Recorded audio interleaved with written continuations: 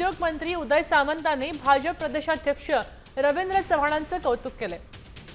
कोकणातला एक सहकारी जगातल्या मोठ्या पक्षाच्या प्रदेशाध्यक्षपदी बसला, याचा आम्हाला अभिमान आहे असं सामंत म्हणतात। तर युती टिकवण्यासाठी महाराष्ट्रातला पहिला प्रचार रत्नागिरीतून सुरू केल्याबद्दल त्यांनी चव्हाणांचे आभार मानले। विशेष म्हणजे नुकतीच शिवसेनेचे उपमुख्यमंत्री एकनाथ शिंदे यांनी चव्हाण यांच्या विरोधात दिल्लीत तक्रार केली होती। आता त्याच पार्श्वभूमीवर हे कौतुक महत्त्वाचं ठरतंय। पदाधिकाऱ्यांना अभिमान आहे की आज आमच्या कोकणातला एक सहकारी जगातल्या सगळ्या मोठ्या पक्षाच्या महाराष्ट्राच्या अध्यक्षपदावर बसलेला आहे। हे आमच्यासाठी आणि कोकणवासियांसाठी अतिशय महत्त्वाची बाब आहे। नुसती आपण युती केली नाही तर ती युती टिकली पाहिजे आणि युतीच्या प्रत्येक नगरपालिका नगरपंचायतीवर प्रभाव पडायला पाहिजे।